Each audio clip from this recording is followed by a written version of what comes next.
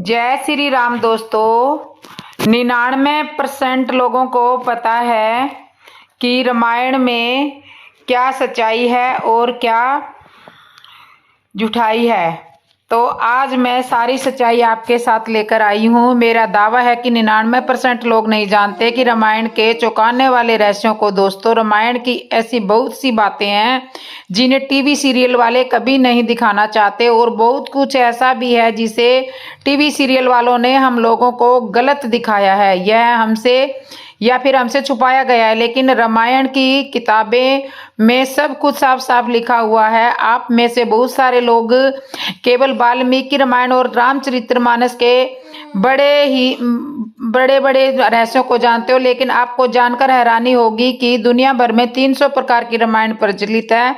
रामायण जो आपने टीवी पर अच्छी तरह से देखी है, उसमें भी बहुत कुछ ऐसा दिखाया गया है जो रामायण की किताब में लिखा हुआ ही नहीं है। तो मैं आज बताने वाली हूँ कि जिनके बाद आपका दिमाग चकरा जाएगा। लेकिन वीडियो शुरू होने से पहले आपसे मेरा छोटा सा निवेदन है कि आप मेरे चैनल पर नए आए हो तो प्लीज़ मेरे चैनल को सब्सक्राइब करके साथ में घंटी वाला बेल आइकन बटन भी दबा लें, तभी आपको नई वीडियो का नोटिफिकेशन मिल पाएगा। और भगवान राम के भक्ति वाले कमेंट क्षेत्र में जय श्री राम जरूर लिख देना।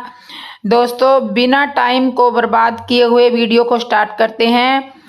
तो दोस्तों, रावण भी कलयुग में फिर से जिंदा होने वाला है।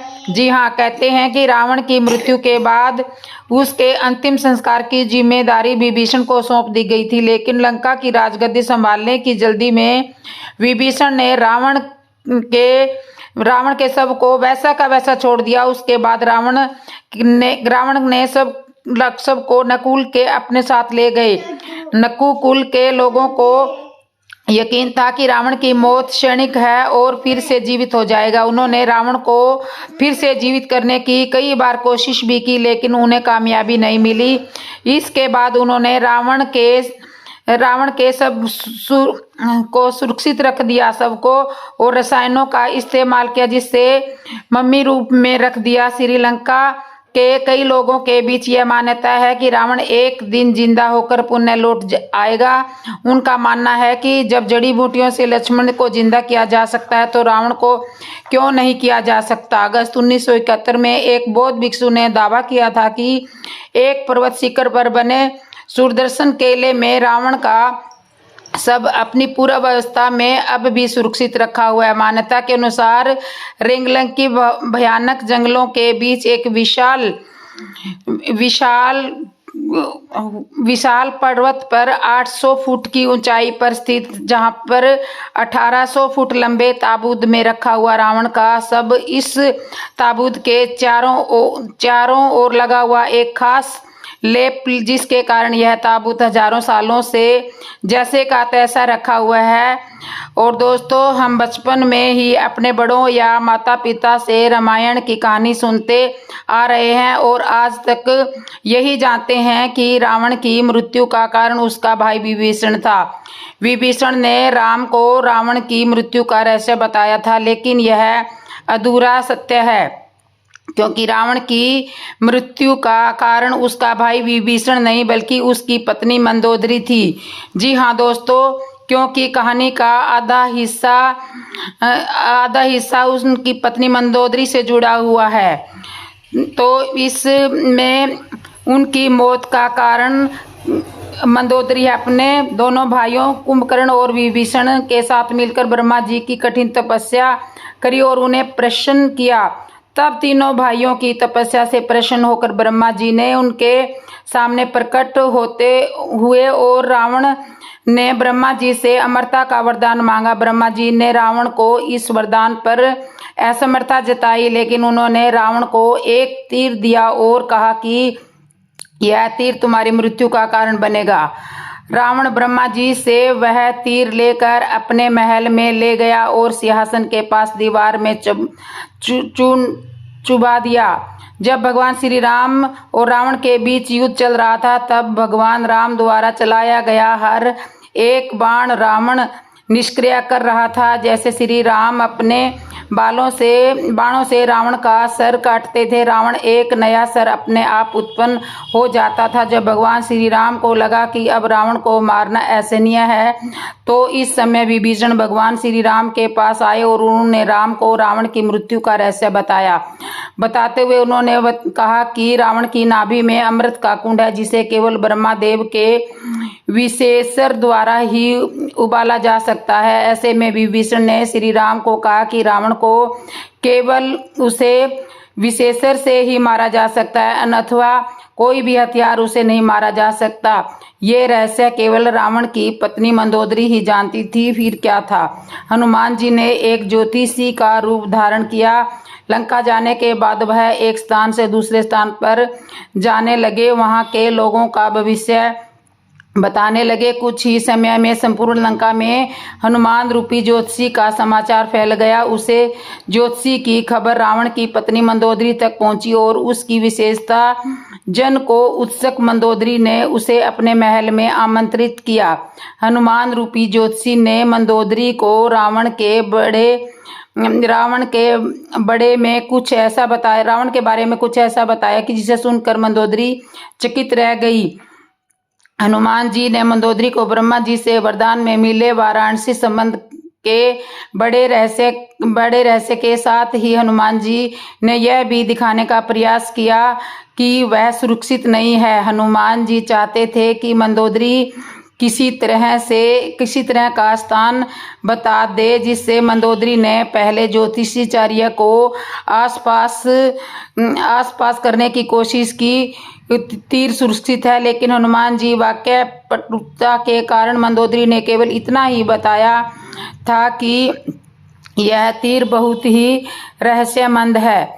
हनुमान जी ने अपना असली रूप धारण कर लिया और शीघ्र उस तीर को लेकर श्री राम के पास जा पहुंचे। राम ने फिर वह इस प्रकार से रावण की नाभि पर प्रहार किया। इस प्रकार रावण का अंत हुआ। तो क्या आपको यह बात पहले से ही पता थी? मुझे कमेंट करके जरूर बताना। नंबर 3, भगवान राम ने कभी सीता का परित्याग नहीं किया था, अर्थात अंत में उन्होंने सीता जी को कभी नहीं छोड़ा था। दोस्तों, पहले रामायण 6 कुंडों की होती थी, उसमें उत्तराखंड नहीं होता था। फिर बौद्ध काल में उसमें राम और सीता के बारे में सच और झूठ लिखकर उत्तराखंड जोड़ा गया। उसे कल से ही इस कांड पर विद्वानों ने घर विरोध जाते हैं, लेकिन इस उत्तरकांड के चलते ही साहित्यकारों, कवियों और उपन्यासकारों को लिखने के लिए एक नया मसाला मिल गया और इस प्रकार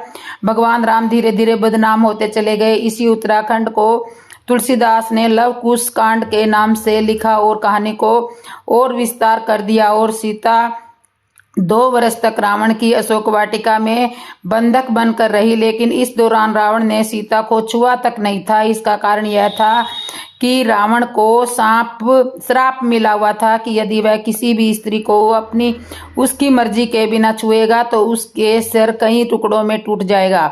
अतः रावण किसी भी स्त्री को इच्छा के बगैर उससे परिणय नहीं कर सकता था। सीता जी को मुक्त करने के बाद समाज में यह बात फैल गई कि अग्नि के बाद श्री राम ने प्रसन्न भाव से सीता जी को ग्रहण किया और उपस्थित समुदाय से कहा कि उन्होंने लोक निंदा के भय से सीता को ग्रहण नहीं किया, किंतु अब अग्नि परीक्षा से गुजरने के बाद वह सिद्ध हो चुका है कि सीता पवित्र है और किसी को इसमें कोई शक नहीं होना चाहिए। लेकिन इस अग्नि परीक्षा के बाद भी जन समुदाय में तरह तरह की बातें बनाई जाने लगी। तब श्री राम ने सीता को छोड़ने का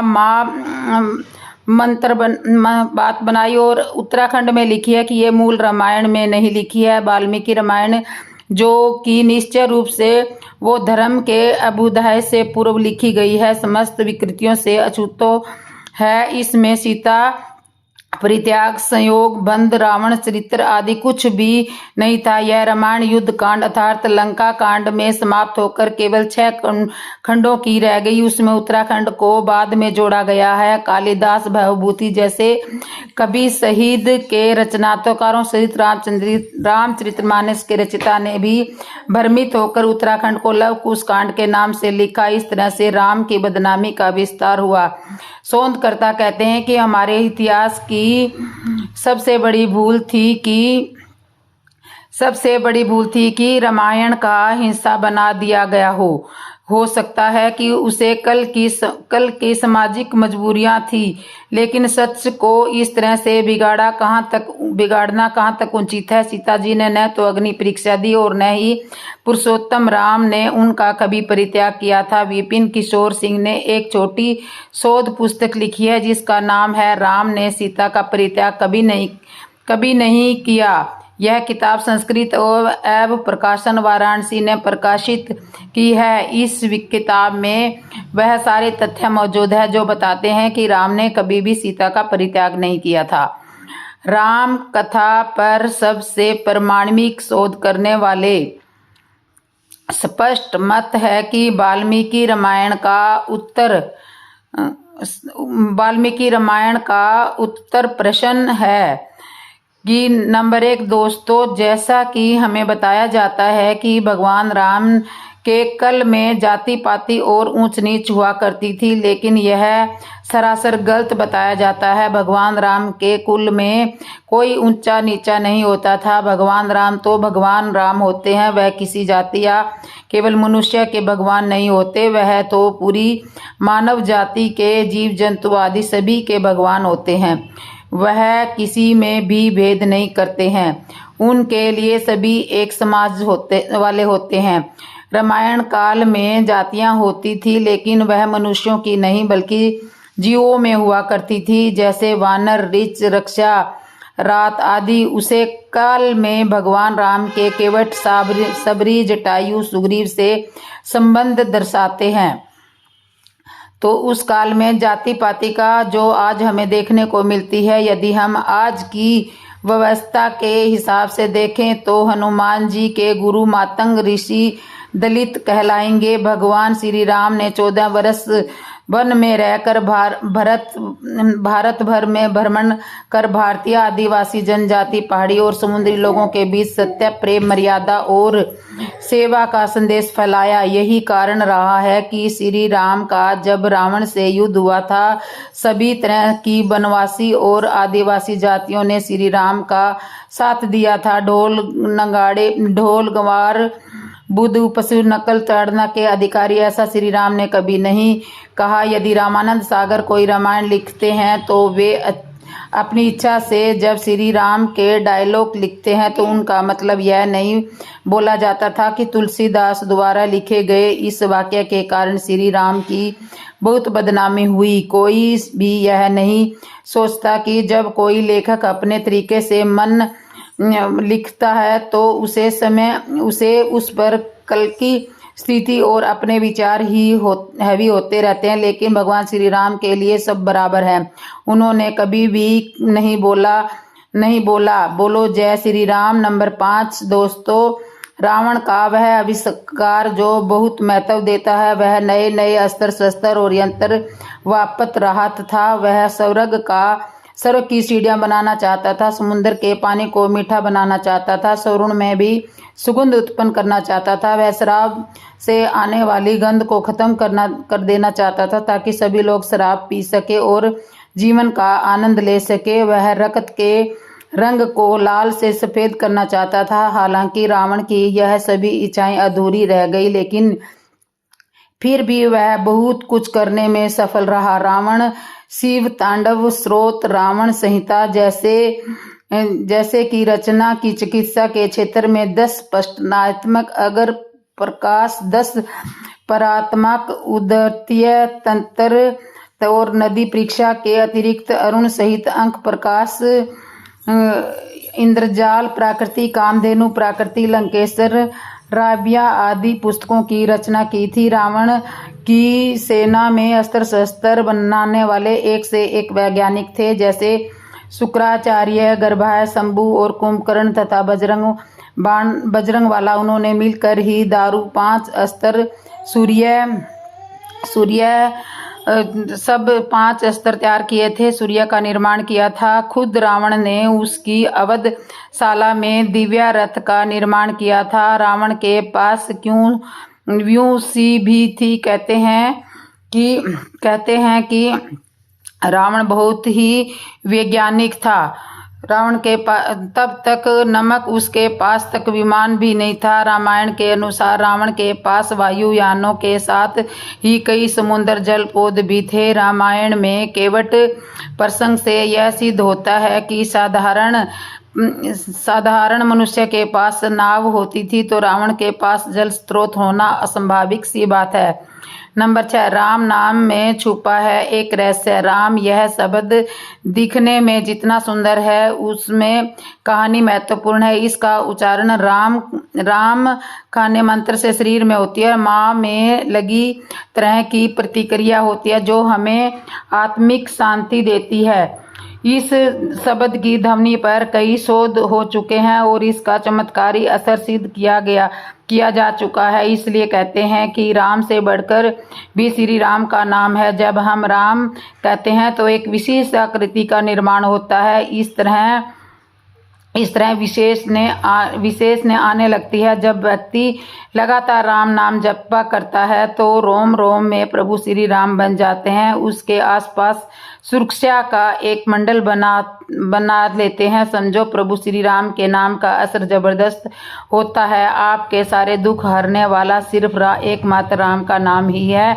राम नाम या राम का उल्टा है माँ अर्थात मारू।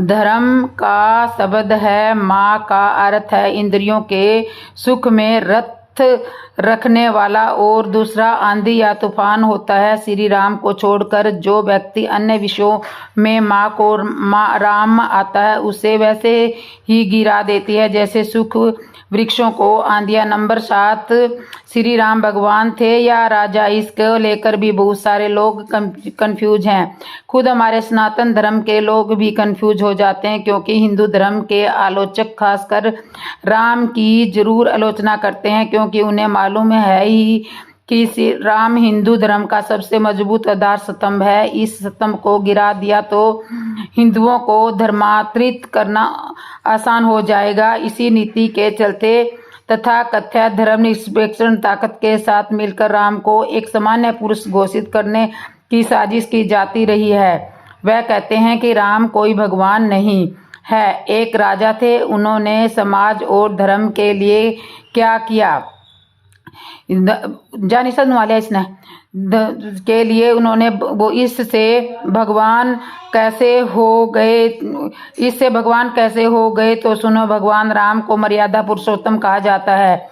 महत्वपूर्ण पुरुषों में सबसे श्रेष्ठ उत्तम सब ने भगवान वनवास के दौरान उन्होंने देश के सभी आदिवासी और दलित को संगठित करने का कार्य किया, उनको जीवन जीने की शिक्षा दी। उन्होंने देश के सभी संतों के आश्रमों को बार बार लोगों के आतंक से बचाया। इसका उदाहरण सिर्फ रामायण में ही नहीं देश भर में बिखरे पड़े संसन में आसानी से मिल जाता है।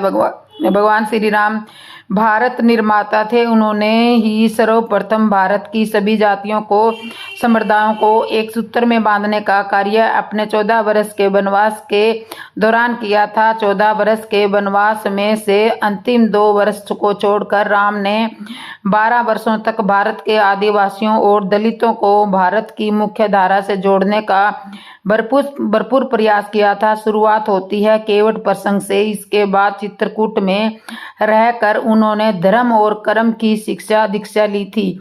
वहीं पर वाल्मीकि आश्रम और मांडवी आश्रम था। वहीं से राम के भाई भरत उनके चरण पादुका लेकर गए थे। चित्रकूट के पास ही सनातम में अतिरिक्त इसी का आश्रम धात्री को मुक्ति दिलाने के बाद दंडकर्णी क्षेत्र में चले गए जहां आदिवासियों की भूलता थी। वहां के आदिवासियों को बाणासुर के अत्याचारों से मुक्त करने के बाद 10 वर्ष तक आदिवासियों के बीच में ही रहे। यहीं पर उनकी जटायु से मुलाकात हुई थी जो उनका मित्र था। जब रावण सीता को हरण करके ले गया था। तब सीता की खोज में राम का सबसे सामना सबरी से हुआ। इसके बाद वानर जाति के हनुमान जी और सुग्रीव से हुआ था। वर्तमान में करीब 92,300 वर्ग किलोमीटर क्षेत्र में फैलल इस इलाके के पश्चिम में पहाड़ियों में तथा पूर्व में इसकी सीमा पूर्वी घाट शामिल है। दंडकारणी में छत्तीसगढ़, उड़ीसा एवं आंध्र प्रदेश राज्यों में हिस्स शामिल है। इसका विस्तार उत्तर से दक्षिण तक करीब 320 किलोमीटर तथा पूर्व से पश्चिम तक लगभग 480 किलोमीटर है। इसी दंडकारण्य क्षेत्र में रहकर श्री राम ने अखंड भारत के सभी दलितों को अपना बनाया और उनको श्रेष्ठ धर्म, अर्थ, कर्म और मोक्ष की शिक्षा दी। भारतीय राज्य तमिलनाडु, महाराष्ट्र, आंध्र प्रदेश, मध्य प्रदेश, केरल, कर्नाटक सहित नेपाल, लाओस, पूछिए, Malaysia, Cambodia, Indonesia, Bangladesh, Bhutan, Sri Lanka, Bali, Java, Sumatra और थाईलैंड आदि देश की लोक संस्कृति में आज भी राम जिंदा है। श्री राम ऐसे पहले व्यक्ति थे जिन्होंने धार्मिक आधार पर संपूर्ण अखंड भारत के दलित और आदिवासियों को एकजुट कर दिया था। इस संपूर्ण क्षेत्र के आदिवासियों में राम और हनुमान को सबसे ज़्यादा पूजनीय इसलिए माना जाता है। लेकिन अंग्रेज कुल में ईसाइयों ने भारत के इसी हिस्से में धर्मांतरण को उच्चारण चलाया और राम को दलित से काटने के लिए सभी तरह की साजिश की, जो आज भी जारी है। जब भी कोई अवतार जन्म लेता है तो उसके कुछ चिन्ह या लक्षण होते हैं और उसके अवतार होने की गवाही देने वाला कोई होता है। भगवान राम ने जब जन्म लिया था तो उनके चरणों में कमल के फूल अंकित थे, जैसा कि कृष्ण के चरणों में भगवान राम के साथ हनुमान जैसा सर्वशक्तिमान देव का होना इस बात की सूचना देता है कि भगवान राम बहुत ही श्रेष्ठ हैं। और इसके मित्रों, इसने इस बात की पुष्टि की है कि राम सामान्य पुरुष नहीं है, भगवान है और वह भी विष्णु के अवतार हैं। अवतारवश में एक नहीं भगवान हुए। उसमें सबसे पहला नाम बृहस्पतिनाथ का आता है, जो कि जैन धर्म के पहले तीर्थकर माने जाते हैं। नंबर 8, रावण को महिलाओं में बहुत रस था। दोस्तों, रावण की पहली पत्नी का नाम मंदोदरी था, जो कि रक्षा राज नयासुरु की पुत्री थी। दूसरी का नाम धन्य मालिनी था और तीसरी का नाम अज्ञात है। ऐसा कहा जाता है कि रावण ने उसकी हत्या कर दी थी। रावण ने अपनी पत्नी की बड़ी बहन माया पर भी वासना युक्त नजर रखी थी। इसके अलावा रावण ने विष्णु भक्ति तपस्वी वेदवती का शील भंग करने का प्रयास किया था। वेदवती की तपस्या रावण ने भंग की थी। एक स्त्री के कारण मृत्यु होगी। मान्यता अनुसार इस युवती ने सीता के रूप में जन्म लिया था। वाल्मीकि रामायण के अनुसार विजय करने के सर्वलोक पहुंच गए और उसे वहां रंभा नाम की अप्सरा मिली। रावण भ्रमण करने गया और उसको वहां पे अप्सरा मिली। आप मुझे इस तरह से स्पर्श ना करे, रावण को कहा उसने। मैं बड़े भाई कुबेर के बेटे की नल कुबेर के लिए आरक्षित हूँ, इसलिए मैं आपकी पुत्र वधू के समान हूँ। लेकिन रावण ने उसकी बात नहीं मानी और रंभा से दुराचार किया। यह बात जब नल कुबेर को पता चली तो उसने रावण को श्राप दिया कि आज के बाद रावण बिना किसी स्त्री की इच्छा से उसके स्पर्श नहीं कर पाएगा और यदि ऐसा करेगा तो उसके सिर के हजारों टुकड़े हो जाएंगे। तो ये श्राप नल कुबेर ने रावण को दिया था। अंगदीप, बड़ा दीप, शंकर दीप और कुछ दीप यमदीप और अंधराले पर विजय प्राप्त की थी। उसके बाद रावण ने लंका को अपना लक्ष्य बनाया। लंका पर कुबेर का राज्य था। आज के युग के अनुसार रावण का राज्य विस्तार इंडोनेशिया, मलेशिया, बर्मा, दक्षिण भारत के कुछ राज्य और श्रीलंका पर रावण का राज था। दरअसल माली, सोमाली और माल्यावान नामक 3 व्यक्तियों द्वारा चित्रकूट संबेल पर्वत पर बसाई गई लंकापुरी को देवों ने जीतकर कुबेर को लंका का राजा बना दिया था। कुबेर को जीतकर वहाँ कुबेर को लंका का राजा बना दिया था। इसके बाद रावण को जब तथा कुबेर को कैलाश पर्वत के आसपास के तिब्बत क्षेत्र में रहने के लिए कह दिया था। इस तारण्य में रावण ने कुबेर का पुष्पक विमान भी छीन लिया था। यदि आपको वीडियो पसंद आ रही हो तो प्लीज़ कमेंट क्षेत्र में जय श्री राम लिखना मत भूलियो। नंबर 9, दोस्तों, लक्ष्मण जी 14 वर्ष तक नहीं सोए थे और उन्होंने कोई लक्ष्मण रेखा भी नहीं खींची थी। ऐसा माना जाता है कि वनवास के 14 वर्षों के दौरान अपने भाई और भाभी की रक्षा करने के उद्देश्य से लक्ष्मण जी कभी नहीं सोते थे। इसके कारण उन्हें गुड़ा कैसे के नाम से भी जाना जाता है। वनवास की पहली रात को जब राम और सीता सो रहे थे तो निद्रा देवी लक्ष्मण के सामने प्रकट हुई और उसे लक्ष्मण ने निद्रा देवी से अनुरोध किया कि उन्हें ऐसा वरदान दे कि वनवास के 14 वर्ष के दौरान उन्हें नींद ना आए और वह अपने प्रिय भाई और भाभी की रक्षा कर सके। निद्रा देवी इस बात पर प्रसन्न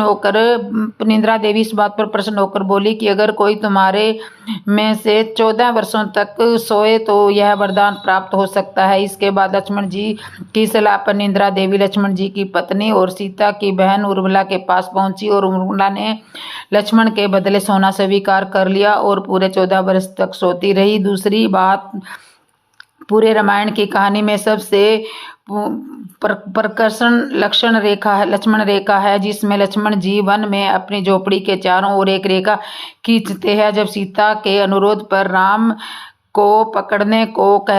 राम हिरण पकड़ने को कहने की कोशिश करते हैं तो वह हिरण रक्षा मैरिज का रूप में ले गया और आवाज में लक्ष्मण और सीता के लिए रोया। यह सुनकर सीता लक्ष्मण जी से आग्रह करती है कि वह अपने भाई की मदद के लिए जाए, क्योंकि ऐसा प्रतीत होता है कि उनके भाई किसी मुसीबत में फंस गए हैं। पहले तो लक्ष्मण सीता को अकेले जंगल में छोड़कर जाने को राजी नहीं होते, लेकिन बार बार सीता जी द्वारा अनुरोध करने पर तैयार हो गए। इसके बाद लक्ष्मण जी ने झोंपड़ी के चारों ओर एक रेखा खींची और सीता जी से अनुरोध किया कि वह रेखा के अंदर ही रहे और यदि कोई बाहरी व्यक्ति इस रेखा को पार करने की कोशिश करेगा तो वह जलकर भस्म हो जाएगा। इस प्रकार के संबंध में अज्ञात तथ्य यह है कि इस कहानी का वर्णन ना तो वाल्मीकि रामायण में है और ना ही रामचरितमानस में है, लेकिन रामचरितमानस के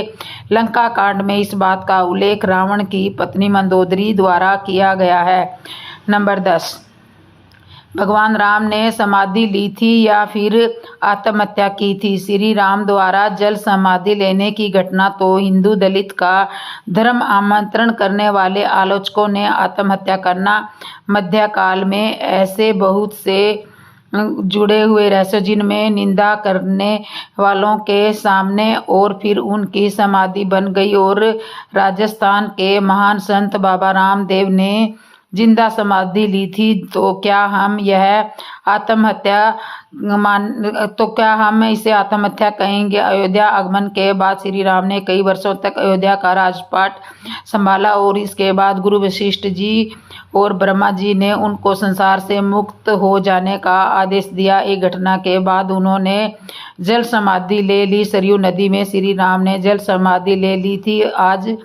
आज दिन पूर्णिमा के दिन मर्यादा पुरुषोत्तम राम ने अयोध्या से फैजालाबाद शहर के सरयू नदी जल समाधि लेकर महाप्रयाण किया था। श्री राम ने सभी को उपस्थित में ब्रह्मा मुहूर्त में सरयू नदी की ओर भ्रमण किया और उसके पीछे उनके परिवार के सदस्य भरत, शत्रुघ्न, मांडवी, उर्मिला और श्रुतकृति और ओम का उच्चारण करते हुए वेद जल में एक एक पग आगे बढ़ाते गए और जल उनके हृदय और अधूरू को छूता हुआ सर को ऊपर चढ़ गया। जल समाधि लेने के पीछे भी एक कारण था और वह कारण यह था कि यमराज यह जानते थे कि भगवान की इच्छा के बिना भगवान ना तो स्वयं शरीर का त्याग करेंगे और ना ही शेषनाग के अंश अवतार लक्ष्मण जी। ऐसे में यमराज ने एक चाल चली। एक दिन यमराज किसी विषय पर बात करने भगवान श्री राम के पास पहुंचे।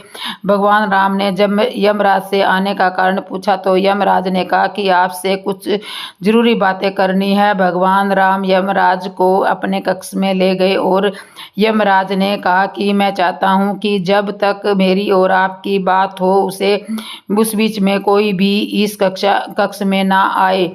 यमराज ने अपनी बात को आगे बढ़ाते हुए जो अगर कोई बीच में आएगा तो आप उसे मृत्यु दंड देंगे। भगवान राम ने यमराज की बात मान ली और यह सोचकर कि लक्ष्मण जी को उनके सबसे आज्ञाकारी हैं, इसलिए उन्होंने लक्ष्मण जी को पहले पैरे पर बैठा दिया और यमराज और राम जी की बातें चल रही थी। इस समय दुर्वासा ऋषि अयोध्या पहुंच गए और राम जी से तुरंत मिलने की इच्छा जताई। लक्ष्मण जी ने कहा कि भगवान राम अभी यमराज के साथ विशेष चर्चा कर रहे हैं। भगवान की आज्ञा है कि जब तक उनकी बात समाप्त ना हो जाए तब तक कोई भी उनके कक्ष में ना आए, इसलिए आपसे अनुरोध है कि आप कुछ समय प्रतीक्षा करें।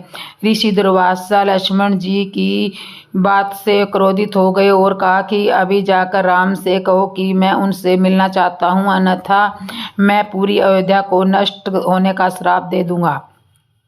लक्ष्मण जी ने सोचा कि उनके प्राणों से अधिक महत्वपूर्ण उनके राज्य और उनकी जनता का है, इसलिए मैंने प्राणों का मोह छोड़कर लक्ष्मण जी भगवान राम के कक्ष में चले गए और भगवान राम को सामने देखकर हैरान और परेशान हो गए। भगवान राम ने लक्ष्मण से पूछा कि यह जानते थे कि इस समय कक्ष में प्रवेश करने वाले को दंड दिया जाएगा, तुम मेरे कक्ष में क्यों आए हो? लक्ष्मण जी ने कहा कि दुर्वासा ऋषि आपसे अभी मिलना चाहते हैं, उन्होंने अटके कारण मुझे अभी कक्ष में आना पड़ा। राम जी यमराज जी से अपनी बात पूरी करके जल्दी से ऋषि दुर्वासा से मिलने पहुंचे।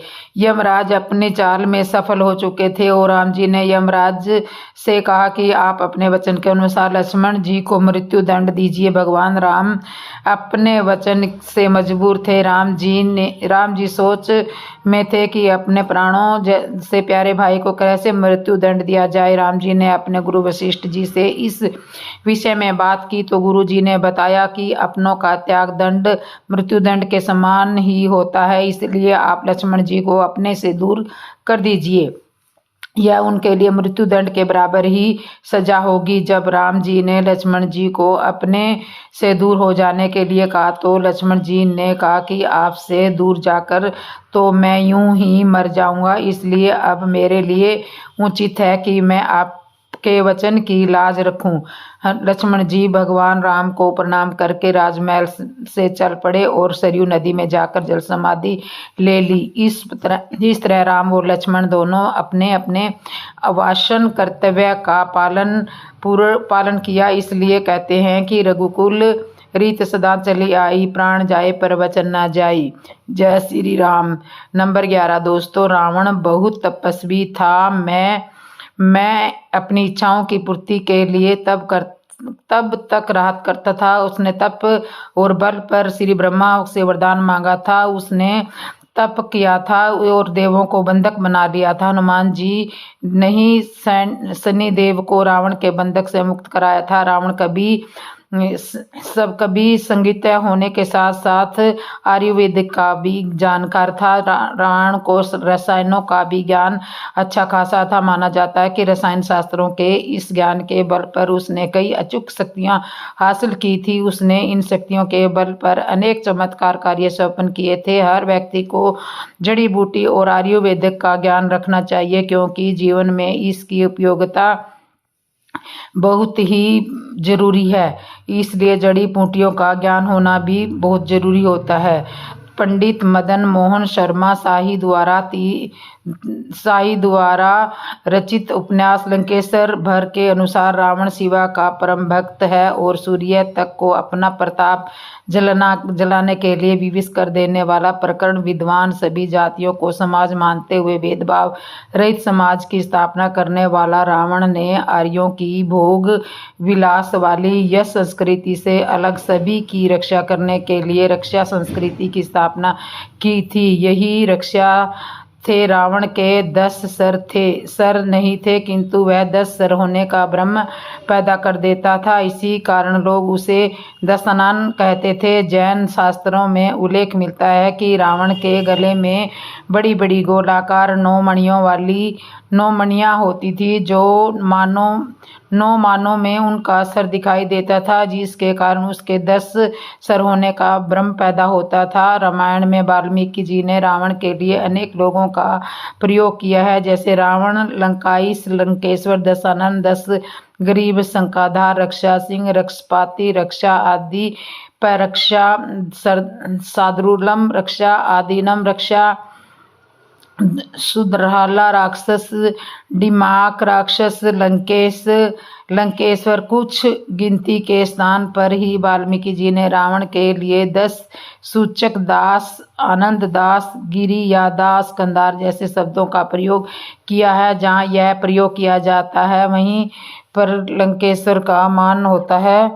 तो इस तरह से लंकेश्वर के बहुत सारे नाम हैं। रावण से शुरू होती है, सम्राट अशोक तक चलती है। यह अकबर इसे अपनाते हैं। रावण के मंत्री थे कुंभकर्ण, उसका भाई विभीषण, यह भी उसका भाई महापाशर, यह भी उसका भाई मोहड़कदड़, यह भी भाई इंद्रजीत, बेटा अक्षय कुमार, बेटा मालवण, नाना का बेटा रावण का सचित्र मामा प्रधानमंत्री।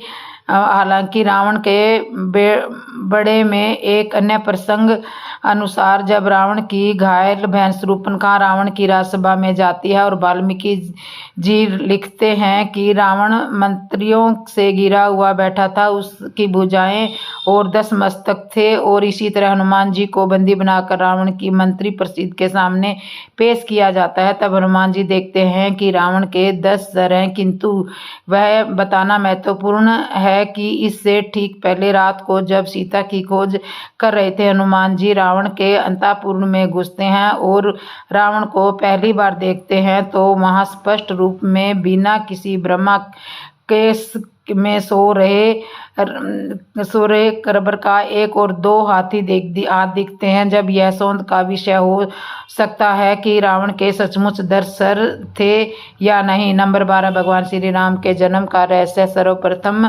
फादर कामिडी बल्कि श्री राम की प्रमाणिक परिशोध किया है। उन्होंने पूरी दुनिया में रामायण से जुड़े हुए करीब 300 रूपन की पहचान की। इसके बाद समय समय पर कई शोध होते रहे। वर्तमान में नवीनतम शोधानुसार 5114 ईस्वी पूर्व 10 जनवरी के दिन भगवान श्री राम का जन्म हुआ था। यह शोध वेदों वैज्ञानिक शोध संसाधन में किया गया था। हालांकि कुछ शोधकर्ता मानते हैं कि भगवान श्री राम का जन्म 70,323 ईस्वी पूर्व हुआ था। चैत मास की नवमी को रामनवमी के रूप में मनाया जाता है, लेकिन अल में वैज्ञानिक शोधकर्ताओं के अनुसार श्री राम के जन्म दिनांक वाल्मीकि द्वारा बताए गए ग्रह नक्षत्र के अनुसार प्लेटिनियम सॉफ्टवेयर के अनुसार 4 दिसंबर 1323 ईस्वी पूर्व अर्थात आज से लगभग 90,39,000 वर्ष पहले हुआ था। वाल्मीकि के अनुसार श्री राम का जन्म चैत शुक्ला नवमी तिथि पुनर नक्षत्र में जब 5 ग्रह अपने उच्च स्थान में थे तब हुआ था। इस प्रकार सूर्य मेष राशि में 10 डिग्री पर, मंगल मकर राशि में 28 डिग्री पर, बृहस्पति वक्र में 5 डिग्री पर, 27 डिग्री पर एवं शनि तुला राशि में अपने अपने स्थान पर थे। तब उसी अनुसार ऐसी स्थिति में 7323 ईस्वी पूर्व दिसंबर में ही निर्मित हुई थी, लेकिन प्रोफेसर जन्म के ग्रहण के विनाश के आधार पर श्री राम का जन्म खून 514 ईस्वी पूर्व हुआ था। उनके अनुसार ऐसी आकाशीय स्थिति तब बनी थी जब 12:25 पर आकाश में ऐसा ही दृश्य था जो कि वाल्मीकि रामायण में वर्णित है। ज़्यादातर शोधकर्ता वर्ष के शोध से सहमत है। इसका मतलब यह है कि श्री राम का जन्म 10 जनवरी को 12:25 पर 5000 ईस्वी पूर्व हुआ था। श्री राम के जन्म के बारे में एक दूसरा शोध चेन्नई की एक गैर सरकारी संस्था भारत ज्ञान द्वारा पिछले 6 वर्षों में किया गया था। उनका मानना है कि श्री राम का जन्म 514 ईस्वी पूर्व हुआ था। मुंबई में अनेक वैज्ञानिकों, इतिहासकारों व व्यवसाय जगत की हस्तियों के समक्ष इस शोध को प्रस्तुत किया गया है। इस संबंधी तथ्यों पर प्रकाश डालते हुए इसके संपादक ट्रस्टी B.K. हरी ने एक समारोह में बताया था कि इस शोध में वाल्मीकि रामायण को मूल आधार मानते हुए अनेक वैज्ञानिक, ऐतिहासिक, भौगोलिक, ज्योतिषी एवं यह पुराणतात्विक तथ्यों की मदद ली गई है। इस समारोह का आयोजन भारत ज्ञानता आध्यात्मिक गुरु श्री रविशंकर की संध्या आर्ट ऑफ लिविंग के साथ मिलकर किया गया था। कुछ वर्ष वाराणसी स्थित में संस्थान के संपादक स्वामी ज्ञानानंद सरस्वती ने भी अनेक संस्कृत के आधार पर श्री राम और कृष्णा की ऐतिहासिकता को स्थापित करने का कार्य किया था। नंबर 13, श्री राम की बहनों का रहस्य। दोस्तों, यदि भगवान राम के परिवार की बात करें तो भगवान राम के परिवार में एक उनकी बहन भी थी जिसका नाम शांता था। श्री राम के 3 भाई थे, लक्ष्मण, भरत और शत्रुघ्न। श्री राम कौशल्या के पुत्र थे। सुमित्रा के लक्ष्मण और शत्रुघ्न दो पुत्र थे और कैकेयी के एक पुत्र था। लक्ष्मण जी की पत्नी का नाम उर्मिला था। शत्रुघ्न की पत्नी का नाम सुतकृति था और भरत की पत्नी का नाम मांडवी था। सीता और उर्मिला राजा जनक की पटरानियां थी और मांडवी और सुतकृति कुशध्वज की पटरानियां थी। लक्ष्मण के अंगद तथा चंद्रकेतु नामक 2 पुत्र थे। तो श्री राम के लव और कुश। लेकिन बहुत कम लोग जानते हैं कि भगवान श्री राम की 2 बहनें भी थी। एक का नाम शांता था और दूसरी का नाम शांता था। वह आयु में 4 भाइयों से काफ़ी बड़ी थी। उनकी माता कौशल्या थी। ऐसी मानता है कि एक बार उनकी रानी श्रेणी अयोध्या आए और उनको कोई संतान नहीं थी। बातचीत के दौरान राजा दशरथ को यह बात मालूम हुई तो उन्होंने कहा कि मैं अपनी बेटी संस्था आपको संतान के रूप में दूंगा। यह सुनकर रोमपद और उर्वशी काफ़ी खुश हुए। उन्होंने बहुत स्नेह से उनका लालन पालन पोषण किया और माता पिता के सभी कर्तव्य निभाए। नंबर 14, भगवान राम विष्णु के अवतार थे जबकि लक्ष्मण जी को शेषनाग का अवतार माना जाता है। जो क्या सागर में भगवान विष्णु का आसन है, जबकि भरत और शत्रुघ्न को क्रमशः भगवान विष्णु द्वारा हाथों में धारण किए गए सुदर्शन चक्र और शंकर शैल का अवतार माना जाता है। नंबर 15, रामायण में एक दिलचस्प कहानी हमेशा सुनी जाती है। कुंभकर्ण कि रावण का छोटा भाई था जिसका शरीर बहुत ही विकराल और बेडौल था। इसके अलावा वह पेटू भी था। रामायण के वर्णित है कि कुंभकर्ण लगातार 6 महीने तक सोता रहता था और फिर सिर्फ एक दिन के लिए खाने के लिए उठता था और फिर पुनः भूख मिटाकर वह फिर से सो जाता था। इसका क्या कारण था कि जब कुंभकर्ण ब्रह्मा जी की तपस्या की तो ब्रह्मा जी ने प्रसन्न होकर उसे वरदान मांगने को कहा। इंद्र को इस बात का डर था कि कहीं कुंभकर्ण वरदान में इंद्रासन को न मांग ले। उन्होंने देवी सरस्वती से अनुरोध किया कि मैं कुंभकर्ण की जीभ पर बैठ जाऊंगी और उनसे इंद्रासन के बदले निंद्रासन को मांग लूंगी। इस वजह से कुंभकर्ण को सोने का वरदान प्राप्त हुआ। और नंबर 16, रामायण में सिरीमुख पर्वत पर उल्लेख है कि कर्नाटक प्रदेश के हम्पी कभी प्रसिद्ध विजयनगर साम्राज्य की राजधानी पर बनारस सुग्रीव और बाली की राजधानी और आसपास के क्षेत्र में आज भी रामायण के विभिन्न प्रसंग से जुड़े हुए कई स्थल यहाँ पर राम जी के आगमन के साक्षी हैं। यहाँ स्थित सिरीमुख पर्वत पर आज भी वो सुग्रीव गुफा विद्यमान है। रामायण की एक कहानी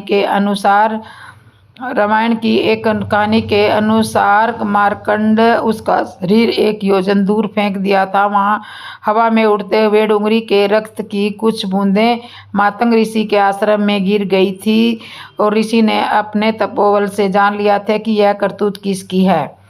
तो इस तरह से तपस्या भंग हो गई थी। पर्वत की 1 योजन क्षेत्र में तो उसकी मृत्यु हो जाएगी, यह बात उसके छोटे भाई सुग्रीव को ज्ञात थी और इसी कारण से जब बाली ने उसे प्रताड़ित किया करके उसके राज्य से निष्कासित किया था, वह इसी पर्वत पर अपने मंत्रियों समेत रहने लगा था। यहीं पर उसकी श्री राम और लक्ष्मण जी से भेंट हुई थी। बाद में श्री राम ने बाली का वध किया और सुग्रीव को किसकी नासा की राजधानी सुग्रीव को गुफा में रहते थे, वहां आज उनका एक विग्रह स्थापित है जिसकी पूजा की जाती है। तुंगभद्रा नदी के तट पर यह क्षेत्र बहुत ही मनोरम है। यहाँ आज भी ऐसा प्रतीत होता है कि रामायण के कालखंड में किए गए यहाँ के भौगोलिक परिदृश्य में आज भी अधिक परिवर्तन नहीं हुआ है। नंबर 17, रामायण में वर्णित अशोक वाटिका लंका में स्थित है, जहाँ रावण ने सीता को हरण करने के पश्चात बंधक बनाकर रखा था। ऐसा माना जाता है कि आलिया पर्वत क्षेत्र की एक गुफा में सीता माता को रखा गया था। यह सीता माता के नाम पर एक मंदिर भी है। वहाँ पर हनुमान जी ने निशानी के रूप में राम की अंगूठी सीता जी को दी थी। तो इस तरह से यहाँ पे एक मंदिर बनाया गया है। अपनी ही लीला समाप्त कर लेना चाहती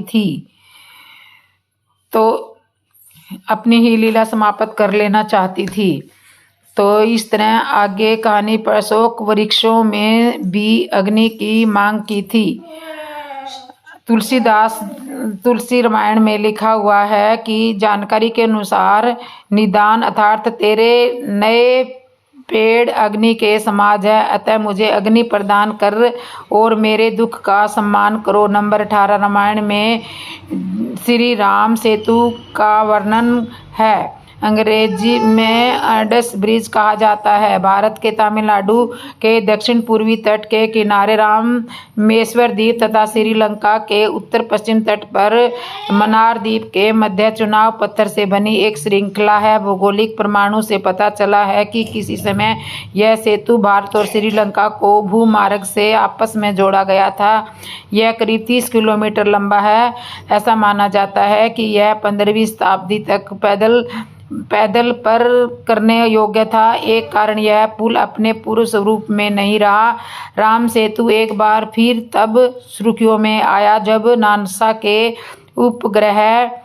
उपग्रह सुर्खियां बने थे। समुद्र पर सेतु के निर्माण को श्री राम की दूसरी सबसे बड़ी रणनीतिक जीत कहा जाता है, क्योंकि समुद्र की तरफ से रावण को कोई खतरा नहीं था और उसे विश्वास था कि इस विराट समुद्र को पार कर कोई उसे चुनौती नहीं दे सकता। नंबर 19, दोस्तों, रावण के रामायण काल कर हवाई अड्डे भी थे। श्रीलंका की रामायण अनुसंधान कमेटी पिछले 9 वर्षों से श्रीलंका का कोना कोना छान रही है, जिसके तहत यह तथ्य मिलते हैं। परंतु पिछले कई सालों में लंका के दुर्गम स्थान में की गई खोज के दौरान रावण के कर हवाई अड्डे हाथ लगे हैं। कमेटी के अवध अशोक तंत्र का कहना है कि रामायण में वर्णित लंका वास्तव में श्रीलंका ही है। तो श्रीलंका से बहुत तथ्य मिले हैं। तो थोड़ा रावण का निजी हवाई अड्डा था तथा वहां का रनवे लाल रंग का था। इसके आसपास की जमीन कहानी काली तो कहानी हरी घास वाली थी। हनुमान जी सीता जी की खोज में लंका गए थे, तो वहां से लौटते समय उन्होंने रावण के निजी हवाई अड्डे का उत्सव घोड़ा को नष्ट किया दिया था। आगे कैंट ने बताया कि अब उनकी टीम ने लंका के 10 दुर्गम स्थान की खोज की है। नंबर 20, रामायण में छुपा है भगवान श्री कृष्ण की मृत्यु का रहस्य। श्री कृष्ण ने अपना शरीर कैसे त्याग किया, उनकी मृत्यु किस प्रकार हुई, सभी प्रश्नों का उत्तर हमें रामायण से ही मिलता है। रामायण में जब बाली और सुग्रीव का युद्ध चल रहा था, तब श्री राम ने बाली को छुप कर तीर चलाकर मारा था, जिससे बाली की मृत्यु हो गई थी। जब बाली की मृत्यु हो जाती है तो उसके पश्चात बाली की पत्नी वहां पर आई, और जब तो उसे पता चला कि श्री राम ने मेरे पति पर छुप कर वार किया है, उन्हें क्रोध आ गया और उन्होंने क्रोधवश प्रभु श्री राम को यह श्राप दिया था, ईश्वर का श्राप दिया कि जिस प्रकार मेरे पति की मृत्यु हुई है, ठीक उसी प्रकार अगले जन्म में आपकी भी मृत्यु ऐसे ही होएगी। हमें महाभारत में इस बात का उल्लेख मिलता है कि एक शिकारी द्वारा बाण चलाने के कारण ही श्री कृष्ण की मृत्यु हुई थी, जिसके बाद ही भगवान विष्णु रूपी अवतार का शरीर छोड़ बेलकुंडा धाम चले गए थे। भगवान इस लीला से हमें यह सीख मिलती है कि हम मनुष्य इस पृथ्वी पर जो आज कर रहे हैं, उसका परिणाम हमें कल अवश्य ही मिलेगा। नंबर 21, ऐसा माना जाता है कि रामायण काल में जाम वंश में ज़्यादा शक्तिशाली कोई और नहीं। जब जाम वंश श्री राम के बारे में जानते तो यह अपनी शक्ति दिखाने के लिए श्री राम से युद्ध करना चाहते थे, और श्री राम ने युद्ध करने से मना कर दिया था। इसके कारण जामवंत दुखी हो गए। जामवंत की इस इच्छा को श्री राम ने अगले जन्म में श्री कृष्ण के रूप में पूरा किया था। हम आपको बता दें कि जामवंत की पुत्री जामवंती थी, जिसका विवाह श्री कृष्ण के साथ हुआ था। हनुमान जी का एक पुत्र भी था। जी हाँ दोस्तों, हम आपको बता दें कि हनुमान जी ब्रह्मचारी होते हुए भी इनका एक पुत्र भी था, जिसका नाम मकरध्वज रखा हुआ था। ऐसा माना जाता है कि जब हनुमान जी लंका में जा रहे थे, तो अपनी पूंछ बुझाने के लिए समुद्र तट पर गए थे। वहाँ एक बहुत ही शक्तिशाली मकर नाम की मछली ने उनका पसीना निगल लिया था, जिसके कारण मकरध्वज बालक पैदा हुआ था, और इस तरह से हनुमान जी पिता बन गए। यह मकरध्वज बहुत ही शक्तिशाली और प्रतापी था। उसने एक बार हनुमान जी से भी युद्ध किया था। यदि आपको पता हो तो कमेंट करके जरूर बताएं। रावण का नाम आखिर कैसे पड़ा? दोस्तों, रावण का नाम पहले दशानन था। रावण का एक बहुत ही बड़ा शिव भक्त था। लंका राजा बनने के बाद रावण शिव जी से मिलने के लिए उनके निवास स्थान कैलाश पर्वत पर गए थे, परंतु शिव जी के द्वारपाल नदी ने उसे द्वारा ही रोक दिया था, क्योंकि उस समय भगवान शिव ध्यान में थे। पहले तो रावण को बहुत क्रोध आया, परंतु अपने इस क्रोध को उसने शांत कर लिया और अपनी शक्ति भावनाओं को दिखाने लगा। उसने कैलाश पर्वत को ही उठाना आरंभ कर दिया था। जी हाँ, इस वजह से कैलाश पर्वत हिलने लगा और भगवान शिव का ध्यान भंग हो गया, और भगवान बहुत क्रोधित हो गए और अपना कैलाश पर्वत पर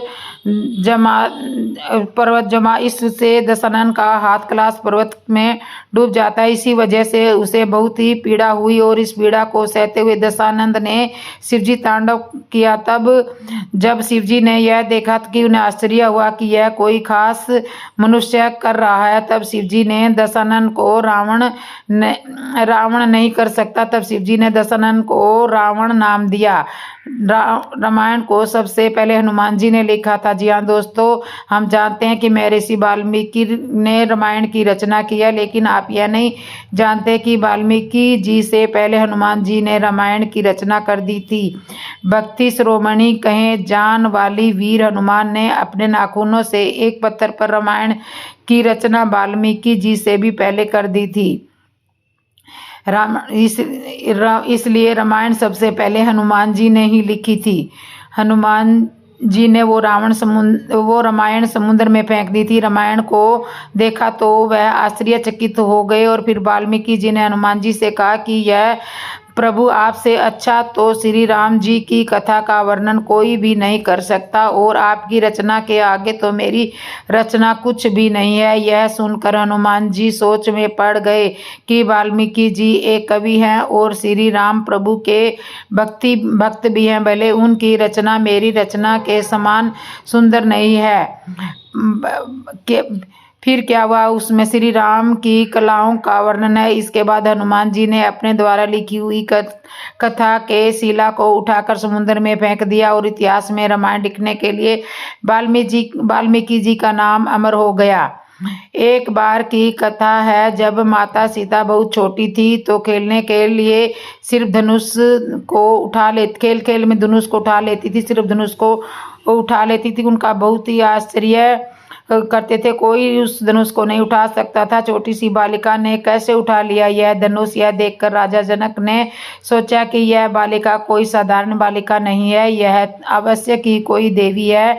तभी उन्होंने यह प्रण किया कि इस धनुष को जो उठाएगा वही मेरी पुत्री से विवाह करेगा। जैसा कि आप सभी जानते हैं कि इस धनुष को प्रभु श्री राम ने उठाया था और माता सीता से विवाह किया। आपको बता दें कि माता सीता के स्वयंवर में कई देश के राजा वहां पर मौजूद थे, जिसके साथ साथ रावण भी वहां पर आया हुआ था। माना जाता है कि मंदोदरी के रोकने पर भी रावण नहीं रुका और माता सीता के स्वयंवर में पहुंच जाता है, परंतु उसे उस समय के सबसे शक्तिशाली योद्धा के रूप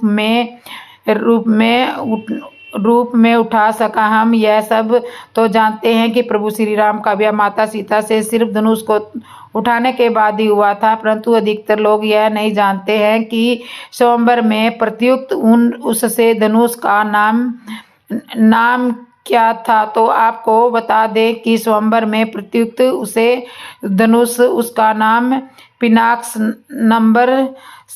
था। पौराणिक कथाओं के अनुसार भगवान विश्वकर्मा के वानर पुत्र मान गए। फिर चलित कथा के मुताबिक इन दोनों की ऋषियों ने श्राप दिया था। यही श्राप आगे चलकर इनके लिए वरदान साबित हुआ। प्रचलित कथाओं में यह कहा गया कि नल और नील जब छोटे थे तो ऋषि मुनियों को बहुत परेशान किया करते थे और अक्सर उनकी चीज़ों को समुद्र में फेंक देते थे। इन दोनों बच्चों की परेशानी से परेशान होकर ऋषि मुनियों ने टांग आकर दिया था। तो इस तरह से सीता जी के साथ समुद्र किनारे पहुंच गए थे और उन्होंने समुद्र से उन्हें रास्ता देने के लिए प्रार्थना की थी, लेकिन सागर ने भगवान श्री राम को रास्ता देने से मना कर दिया था। तब सागर को सूखने के लिए धनुष पर बाण चढ़ा लिया और यह देखकर भगवान समुद्र डर गए और सामने प्रस्तुत होकर समुद्र ने श्री राम को रास्ता देने के लिए हाँ भर ली। हाँ, वे ही चीज हाथ लगाते थे, मैं पानी में डूबती नहीं। भगवान श्री राम वो जिसको भी हाथ लगाते थे वो पानी में नहीं डूबती थी। तो इन दोनों की मदद ले सकते हैं। इसके बाद नल और कुबेर की मदद से वानर समुद्र पर लंका तक सेतु बना लेते हैं और हर एक पत्थर पर राम नाम लिखते हैं और उनकी वानर सेना लंका तक पहुंच जाती है। इस तरह से उन्होंने राम सेतु बनाया था। लेकिन तुलसीदास द्वारा रचित की गई रामचरित्र के सुंदरकांड में सेतु निर्माण का वर्णन है, जिसमें नल और नीलू दोनों का जिक्र आता है। नंबर 28 दोस्तों, रावण अपने भाइयों से भी अधिकतर कठोर तप किया था। रावण ने अपने भाइयों से भी ज़्यादा तप किया था, भगवान के चरणों में समर्पित कर देता था। इस तरह उसने 10,000 साल में अपने 10 सिर भगवान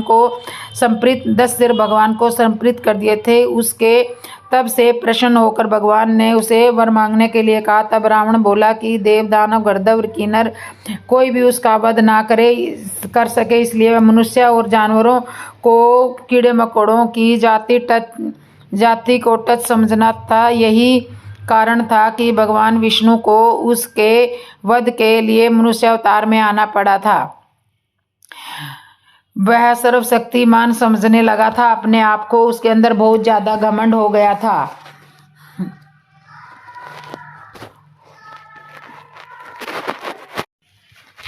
राजा कुबेर से नल से लंका और पुष्पक विमान लेकर वो चीन की तरह स्वयं लंका का राजा बनना चाहता था कि देवता भी उसे नहीं मार सकते थे। इसलिए उसने सोचा क्यों ना काल को ही बंदी बना लिया जाए और शक्ति के चरण में यमलोक पर आक्रमण कर दिया। विभीषण युद्ध हुआ। देवता रावण के वरदान के आगे शक्तिहीन हो रहे थे। यमराज ने स्वयं रावण से युद्ध किया। रावण भी रक्त संचित हो चुका था, लेकिन फिर भी उसने हार नहीं मानी। तब क्रोधित होकर यमराज ने रावण का वध करने के लिए अपना काल धन उठा लिया। तब ब्रह्मा जी ने प्रकट होकर यमराज को अपने वरदान को पूरा होने के लिए कहा कि उसने यह विजय अपनी शक्ति से पाई है और उसे अब घमंड हो गया है।